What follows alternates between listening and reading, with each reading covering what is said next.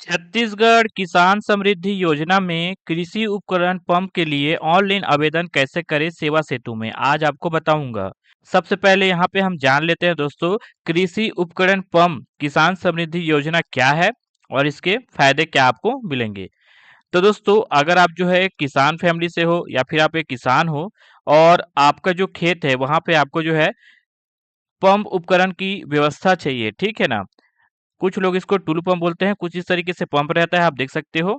ठीक है, तो ये आप जो है लगवाना चाहते हो तो आप जो है लगवा सकते हो दोस्तों आपके खेत के पास या फिर आपको जहाँ पे लगवाना है, ठीक है, जिससे कि जो है आपका जो फसल है वो अच्छा यहाँ पे बना रहे।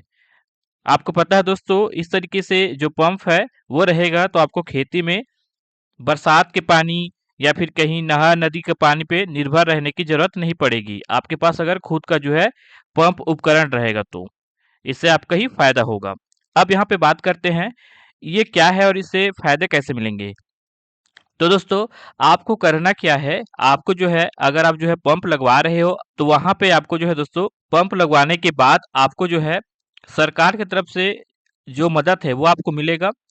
पहले आपको खुद का जो है लगा के आपको जो है पंप खनन का काम ये करवाना है, उसके बाद जो है यहाँ पे आप ऑनलाइन आवेदन करेंगे, उसके बाद जो मदद है वो आपके खाते में आ जाएगा। तो चलिए दोस्तों, यहाँ पे हम जो है ऑनलाइन आवेदन का काम चालू करते हैं। इससे पहले यहाँ पे हम देख लेते हैं क्या क्या जरूरी जो दस्तावेज है वो यहाँ पे लगने वाला है करके। तो यहाँ पे 8 तरीके का जो दस्तावेज है वो लगेगा, जिसमें से ये तीसरे नंबर का जो दस्तावेज है उसको आप नहीं लगाएंगे तो भी आपका यहाँ पे आवेदन लग जाएगा, ठीक है। तो यहाँ पे आप बोल सकते हैं 7 प्रकार का हमको जो है यहाँ पे कागज लगने वाला है। चलिए एक एक करके बात करते हैं दोस्तों, ये क्या क्या कागज है, आप इसको कैसे बनवा सकते हो करके। उसके बाद हम जो है ऑनलाइन आवेदन करेंगे सेवा सेतु में, ठीक है। सबसे पहले दोस्तों यहाँ पे शपथ पत्र। शपथ पत्र आपका जो है दोस्तों, जैसा कि पता है, वकील के पास जाके आप बनवा सकते हैं। तो आपके आसपास में कोई तहसील ऑफिस है या फिर आपके आसपास में कोई वकील है, आप उसके पास जाके शपथ पत्र बनवा सकते हो। किस तरीके से शपथ पत्र आपका बनवाना रहेगा, तो यहाँ पे इस पे मैं क्लिक करता हूँ और यहाँ पे एक प्रारूप यहाँ पे मिल जाएगा हमको। तो यहाँ पे देख लेते हैं दोस्तों किस तरीके से शपथ पत्र बनवाना है।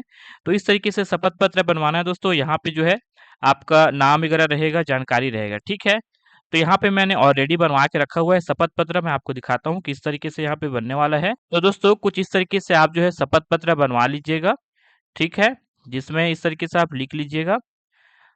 तो यहाँ पे हम जो शपथ पत्र बनवाए हैं, यानी कि हम जो ऑनलाइन आवेदन करने वाले हैं वो यहाँ पे रामलाल यादव के नाम से करने वाले हैं। और रामलाल यादव के जो पिताजी है उनका नाम यहाँ पे श्री मोहनलाल यादव है, ठीक है ना। तो हम जो है इन्हीं का जो है यहाँ पे ऑनलाइन आवेदन करने वाले हैं। अब चलिए देखते हैं और कौन कौन सा कागज यहाँ पे लगने वाला है करके। अब यहाँ पे आपको दूसरा यहाँ पे बोला गया है फोटो लगेगा। तो दोस्तों, आपने जब काम करवाया है बोर लगवाने के लिए खनन का काम या फिर पंप लगाते टाइम का एक आक आपके पास फोटो होना चाहिए। इस तरीके से काम हो रहा है उस टाइम का, ठीक है, चाहे बोर पंप यहाँ पे लगा रहे हो उस टाइम का या फिर इस तरीके से खनन का जो काम चल रहा है वहां पर इसका फोटो चाहिए। अब तीसरा तीसरा जैसा कि मैंने बताया, तीसरा जरूरी दस्तावेज नहीं है तो इसको हम नहीं करेंगे। उसके बाद यहाँ पे चौथा है खनन कार्यकर्ता एजेंसी का उद्धकरण। ये क्या है दोस्तों, उसके बारे में मैं आपको बताता हूँ। आपने जो दोस्तों जिस एजेंसी को जो है बुलाया है खनने के लिए, बोर का जो है उपकरण लगाने के लिए, ठीक है, जिस एजेंसी को बुलाया है उनके तरफ से जो काम हुआ है उसका एक जो है दोस्तों बिल बना हुआ रहना चाहिए, पर्ची, ठीक है, जिसमें एजेंसी का नाम यहाँ पे लिखा रहना चाहिए ऊपर में और उसका यहाँ पे सील साइन होना चाहिए उस एजेंसी के मालिक का, ठीक है। और यहाँ पे बिल जितना का बना है वो यहाँ पे होना चाहिए।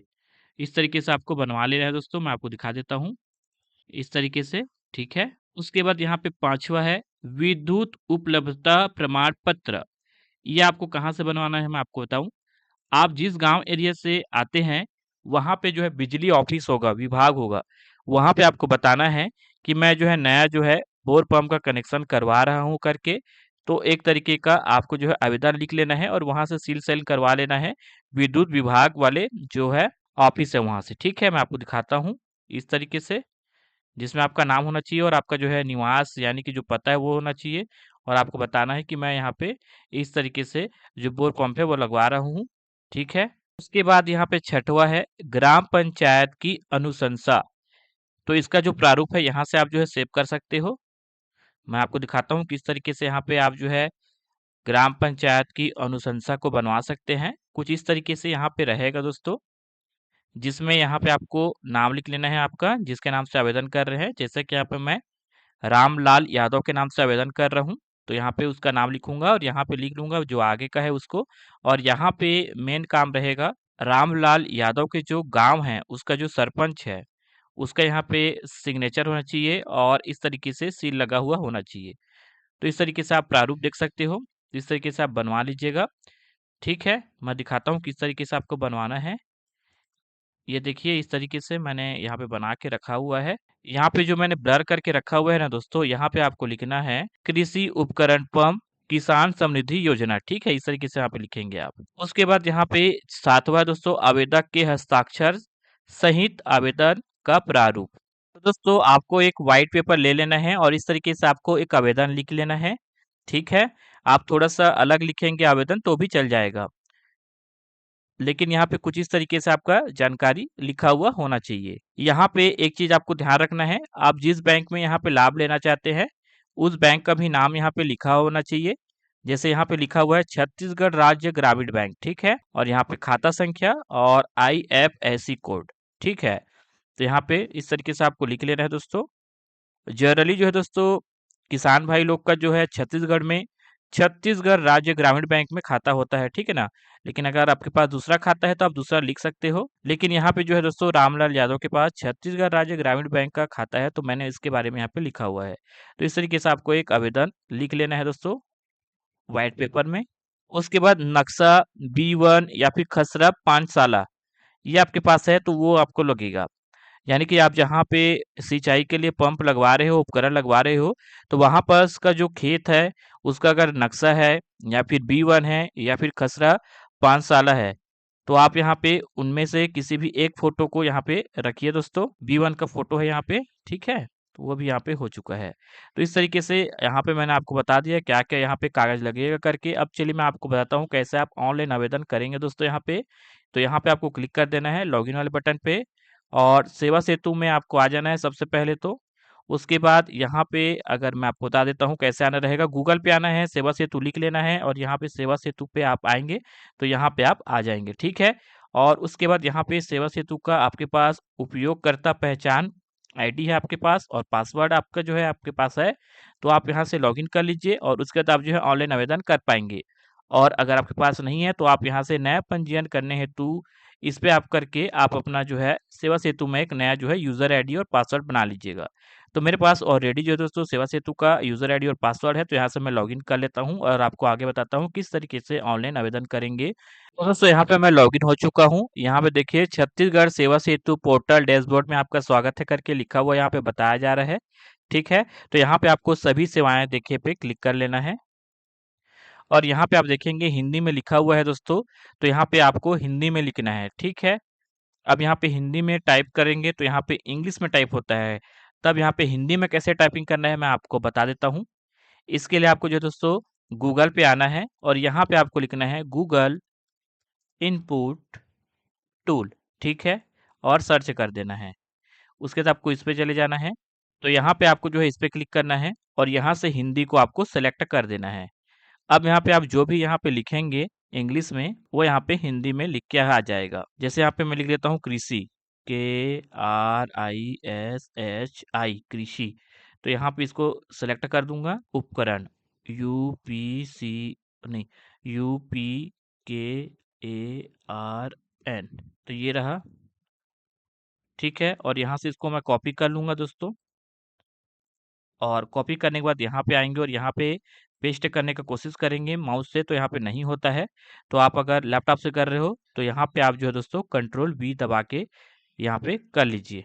ठीक है, उसके बाद यहाँ पे आप देखेंगे कृषि उपकरण पंप किसान समृद्धि योजना करके यहाँ पे है और बगल में है अप्लाई करे का बटन, तो हमको इस पे क्लिक करना है दोस्तों। ये 226 क्रमांक में है। ठीक है ना, और यहाँ पे चलिए अप्लाई करे पे क्लिक कर लेता हूँ और यहाँ पे इस तरीके से बताया जा रहा है दोस्तों। अब यहाँ पे आगे बढ़े का जो लिखा हुआ है इस पे क्लिक करना है और कुछ इस तरीके से यहाँ पे आपको देखने के लिए मिल जाएगा दोस्तों। तो दोस्तों यहाँ पे आप देखेंगे हितग्राही का नाम लिखा हुआ है, तो आप जिस किसान भाई के नाम से ऑनलाइन आवेदन कर रहे हैं उसका नाम यहाँ पे आपको लिखना है। ठीक है, तो चलिए यहाँ पे मैं नाम लिखूंगा। दोस्तों यहाँ पे आप टाइपिंग करेंगे तो देखिए हिंदी टाइपिंग हो रहा है, लेकिन हिंदी टाइपिंग मेरे को नहीं आता।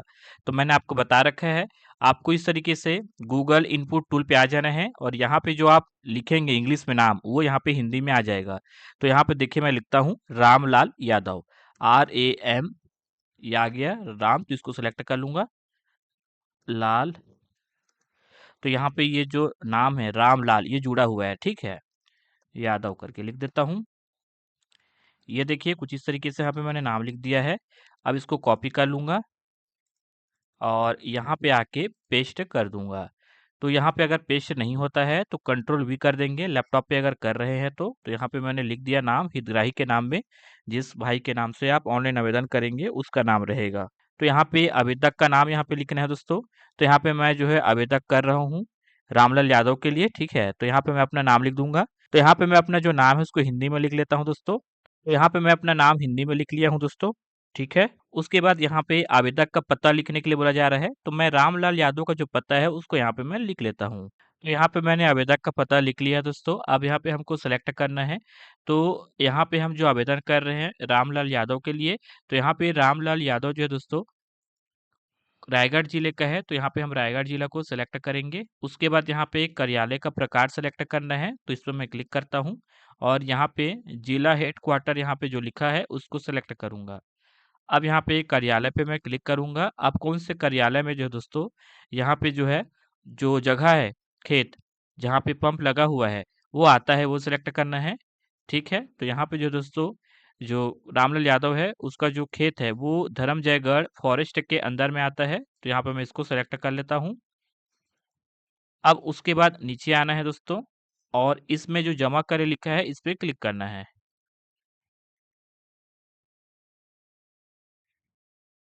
अब इस तरीके से बताया जाएगा तो आपको इस पे क्लिक कर लेना है और यहाँ पे आप देखेंगे कुछ इस तरीके से आपको जो है यहाँ पे लिखना है दोस्तों।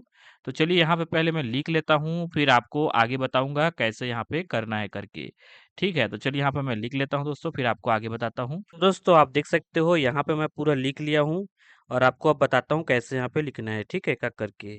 सबसे पहले आप देख सकते हो आवेदक का विवरण करके लिखा हुआ है, जिसके नाम से हम जो है आवेदन कर रहे हैं उसका नाम लिखना है। तो यहाँ पे हमने लिख दिया है रामलाल यादव का नाम, तो इस तरीके से आपको लिख लेना है। उसके बाद यहाँ पे आप देखेंगे पिता का नाम, तो यहाँ पे रामलाल यादव के पिता का नाम लिख दिया है दोस्तों यहाँ पे। अब अगर यहाँ पे हम जो है आवेदक जो है महिला के नाम से कर रहे हैं जिसका विवाह हो चुका है, तो उसका पति का नाम यहाँ पे लिख सकते हैं। लेकिन जैसा कि हम जो है आवेदन रामलाल यादव का कर रहे हैं जो कि एक पुरुष है, तो उसके पिता का नाम हमने लिख दिया है। उसके बाद जो है रामलाल यादव कौन से वर्ग से आता है उसको सेलेक्ट करना है, तो वो जो है अन्य पिछड़ा वर्ग से आता है, तो उसको मैं सेलेक्ट कर दिया हूँ। अब रामलाल यादव का जो गांव है उसका जो पटवारी हल्का नंबर है जो कि 12 है, तो वो यहाँ पे हमने लिख दिया है। उसके बाद जो है जिसके नाम से आवेदन कर रहे हैं, क्या वो पुरुष है कि महिला, उसको सेलेक्ट करना है। तो हम जो है रामलाल यादव के नाम से कर रहे हैं जो कि पुरुष है, तो यहाँ पे हमने पुरुष कर दिया है। अगर महिला के नाम से आप करोगे तो यहाँ पे महिला आपको सेलेक्ट कर लेना है। उसके बाद ग्राम का नाम लिखना है जो कि है हमारा मिट्टी पारा, ठीक है, रामलाल यादव का, तो उसको हमने लिख दिया है। ग्राम पंचायत का नाम आपको लिखना है, तो मिट्टी पारा गांव में ही ग्राम पंचायत है, तो उसका नाम हमने लिख दिया है वापिस से। उसके बाद विकास खंड या फिर तहसील दोनों में से एक लिखना है, हमने यहाँ पे तहसील को लिखा हुआ है। उसके बाद जिला जो कि रायगढ़ है वो हमने लिख दिया है, ठीक है। अब यहाँ पे भूमि का विवरण करके लिखा हुआ है यहाँ पे, ठीक है। तो भूमि के विवरण में आपको बताता हूँ कैसे करना है। यहाँ पे आप देखेंगे रीड पुस्तिका नंबर आपको लिखना है।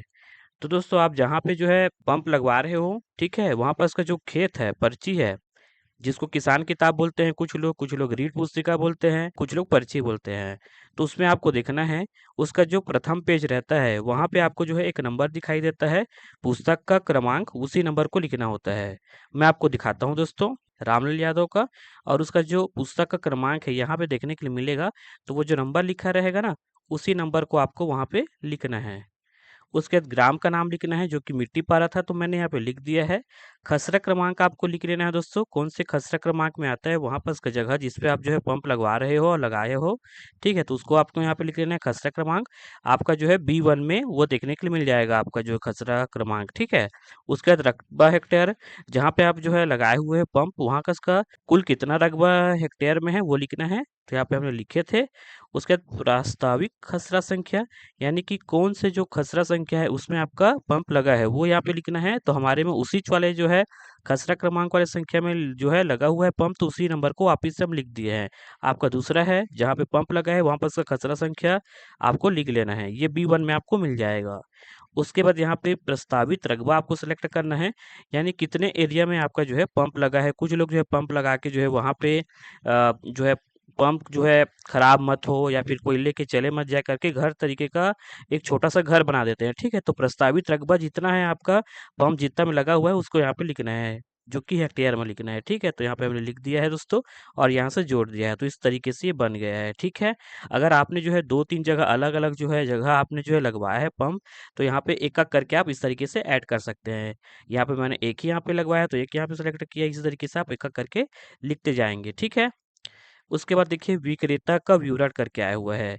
तो यहाँ पे आपने जो है अगर खनन काम करवाया है और पंप भी लगवाया है, ठीक है।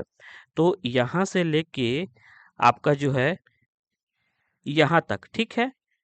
ये खनन लिखा है उससे आगे का यहाँ तक विक्रेता में पंजीयन की वैधता तिथि, मेंबर से लेके विक्रेता के पंजीयन की वैधता तिथि तक आपको जो है जो आपने पंप लगवाया है उसके लिए खनने के लिए एक अलग आदमी लोग को बुलाया था, तो यहाँ तक आपको लिखना है। तो विक्रेता का विवरण यहाँ पे लिखा हुआ है दोस्तों।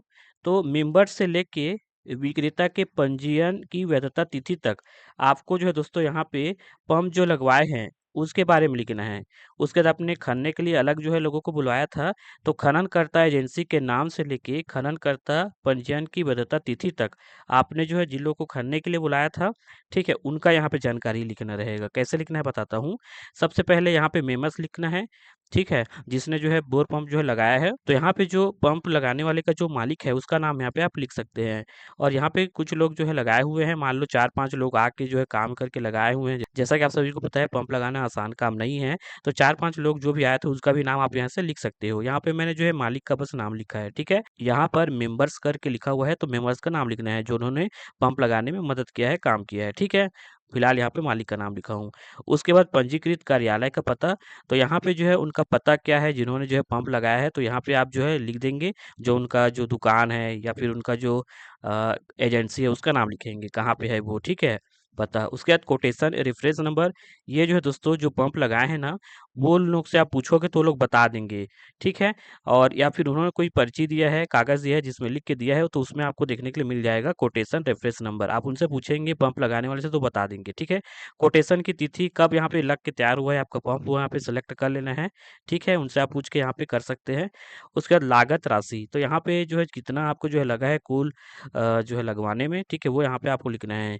आपका जो है अगर खनने का काम अलग किसी ने किया है और पंप लगाने का काम अलग किसी ने किया है, तो आप टोटल जोड़ के यहाँ पे लिखेंगे जितना आपको लगा है। तो यहाँ पे जितना आपको लागत राशि आया है वो यहाँ पे आपको लिखेंगे नंबर में, ठीक है। तो यहाँ पे लिख दिए हैं हम, ठीक है। तो उसके बाद यहाँ पे घटक का नाम यहाँ पे लिखा है, तो हमने जो है खनन का भी काम कराया है, पंप भी लगवाया है, तो इसको सेलेक्ट किए हैं। किसी ने बस केवल यहाँ पे पंप लगवाया होगा तो पंप यहाँ पे सेलेक्ट कर देंगे। और यहाँ मेंबर से लेके यहाँ तक, ठीक है, विक्रेता पंजीयन की वैधता तिथि तक आपको सेलेक्ट करके यहाँ पे जानकारी लिखना होगा। खन्ने का काम नहीं कराया है तो छोड़ देंगे, अगर आप जो है पंप वाला सेलेक्ट करेंगे। और अगर आप जो है केवल खनन वाला काम यहाँ पे सेलेक्ट करेंगे, तो आपको खननकर्ता एजेंसी का नाम से लेके खननकर्ता पंजीयन की वैधता तिथि तक बस लिखना है, ऊपर का आप छोड़ देंगे। मैंने बताया मेंबर से लेके विक्रेता के पंजीयन की वैधता तिथि तक जो है पंप वाले का जानकारी है। खननकर्ता एजेंसी का नाम से लेके खननकर्ता के पंजीयन की वैधता तिथि का यहाँ तक का जो जानकारी है वो खनने वाले के लिए है। तो हमने दोनों काम कराया है, तो हमने दोनों सेलेक्ट किया है और हम जो है दोनों का जो है जानकारी यहाँ पे लिख रहे हैं, ठीक है। उसके बाद यहाँ पे जीएसटी नंबर, ये भी आपको जो है पंप लगाने वाले से आप पता करेंगे तो पता चल जाएगा। उसके बाद विक्रेता का पंजीयन क्रमांक, ये क्या होता है मैं बताऊँ। जो लोग पंप लगाते हैं ना उनको एक लाइसेंस मिलता है पंप लगाने के लिए, तो उनके पास एक सर्टिफिकेट रहता है, तो उनके में सर्टिफिकेट में जो है उनका पंजीयन क्रमांक जो रहेगा उसको लिखना है। ये सब आपको जो है पंप लगाने वाले लोग बता देंगे, ठीक है, जिनसे आप जो है पंप लगवाए हैं। उसके बाद विक्रेता का पंजीयन की दिनांक, तो उसके बाद जो सर्टिफिकेट है उसका जो पंजीयन है उसने कब करवा रखा है, ठीक है, उसने कब बनवाया था सर्टिफिकेट को अपना, वो यहाँ पे लिखना है, उसका दिन दिनांक तिथि, ठीक है। और उसके बाद विक्रेता के पंजीयन की वैधता तिथि, तो उसका जो लाइसेंस है, जो बम्प लगाने का, वो कब तक के लिए है, वो यहाँ पे सेलेक्ट करना रहेगा। तो यहाँ पे मैंने सेलेक्ट कर दिया दोस्तों। उसके बाद यहाँ पे आप देखेंगे, अब यहाँ पे आता है खननकर्ता एजेंसी का नाम। तो दोस्तों पंप लगाने के लिए आपको खनने की ज़रूरत पड़ता है, जैसा कि आप सभी को पता है। तो आप यहाँ पे उसके बारे में लिखेंगे, जो एजेंसी है उसका नाम। ये आपको जो है दोस्तों पर्ची में देखने के लिए मिल जाएगा, जिसको आपने खनने के लिए जो बुक किया था, ठीक है, बोर पंप खनने के लिए, तो उनके बारे में आप जो है पता करेंगे। खननकर्ता एजेंसी का नाम क्या है, उनके एजेंसी का नाम तो यहाँ पे लिख देंगे, ठीक है। उसके बाद खननकर्ता एजेंसी का पता, जो कि गाँव का ही पता है, तो वो लिख देंगे। खननकर्ता का पंजीयन क्रमांक, तो ये भी जैसा कि मैंने बताया, जो खनने वाले लोग हैं उनका भी एक जो है लाइसेंस बना होता है, उसके पंजीयन क्रमांक को यहाँ पे लिखना होगा। ये उनसे आप पूछेंगे तो बता देंगे दोस्तों। खननकर्ता पंजीयन दिनांक, वो आपको लिखना है। तो ये जो है दोस्तों खननकर्ता का पंजीयन दिनांक, आप उनसे पूछेंगे कब से उन्होंने खनने का काम चालू किया है, उसके सर्टिफिकेट में रहता है। और खननकर्ता के पंजीयन की वैधता कब तक उसका जो लाइसेंस है वो है, तो यहाँ पे उसका दिन तिथि आप यहाँ पे लिखेंगे। नीचे आएंगे दोस्तों, यहाँ पे आप देखेंगे बैंक की जानकारी करके लिखा हुआ है, ठीक है। तो यहाँ पे देखिए दोस्तों, जैसा कि मैंने बताया, आपको जो पंप है वो लगवाने के लिए आपको पहले खुद जो है खर्चा करना पड़ता है, उसके बाद सरकार की तरफ से मदद आप ले सकते हो। लेकिन आपके पास इतना भी राशि नहीं है कि आप खुद जो है कर सको। तो अगर आपने जो है लोन लेके करवाया है, तो यहाँ पे हाँ करेंगे, और यहाँ से जो है जिनसे बैंक से आपने जो लोन लिया है उसका जानकारी लिखेंगे। अगर आपने लोन लेके जो है काम कराया है, उसके बाद सरकार से यहाँ पे आप जो है मदद लेना चाहते हो, तो इस तरीके से आपको कर लेना है। अगर आपने जो है खुद का जो है यहाँ पे राशि लगा के यहाँ पे खनने का काम और पंप लगाने का काम करवा लिया है, लेकिन उसके बाद आप मदद चाहते हो, तो आपको ये सेलेक्ट करना है नीचे वाला, ठीक है। तो मैंने बता दिया, अगर आप जो लोन लेके बना रहे हो तो हाँ करना है, और यहाँ पे जानकारी लिखना रहेगा, कहाँ से लोन लिए हो करके। और आपके पास खुद से आपने जो है किया है, लगाया हुआ है, तो आपको इसको सेलेक्ट करना है। उसके बाद यहाँ पे किसान क्रेडिट कार्ड मौजूद है आपके पास, तो अगर है तो हाँ करेंगे, नहीं तो नहीं करेंगे। मेरे पास नहीं तो नहीं किए हैं, यानी कि रामलाल यादव के पास नहीं है तो नहीं लिखे हैं, ठीक है। उसके बाद ये पूछा गया है, तो यहाँ पे जो है दोस्तों आपका जो भुगतान मिलेगा जो सरकार की तरफ से, आप स्वयं के खाते में भुगतान कराना चाहते हो, कि जिन्होंने काम किया है एजेंसी है उसके खाते में भुगतान करना चाहते हो। अगर आप जो है एजेंसी के खाते में भुगतान कराना चाहते हो, तो इसको सेलेक्ट करके आपको एजेंसी का जो है यहाँ पे खाता नंबर और बैंक का नाम और आईएफएससी कोड और बैंक का नंबर, यहाँ पे बैंक खाता का नंबर यहाँ पे लिखना पड़ेगा। और आपके स्वयं के में चाहिए, तो यहाँ पे आप स्वयं को सेलेक्ट करेंगे, जो कि हमने किया है, स्वयं के खाते में भुगतान कराना चाहते हैं। बैंक का नाम लिख दिए हैं रामलाल यादव का, जिसमें उसका खाता है, ब्रांच लिख दिए हैं, और आईएफएससी कोड लिख दिए हैं, और बैंक खाता नंबर लिख दिए हैं। इतना करने के बाद आपको इस पे क्लिक करना है।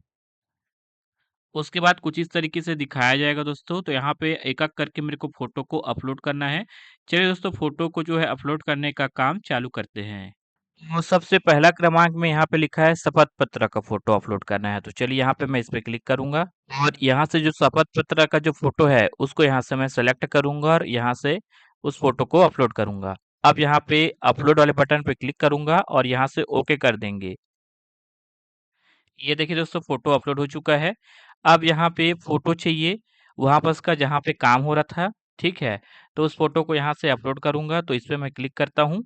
देख सकते हो दूसरे नंबर पे लिखा है फ़ोटो, है ना?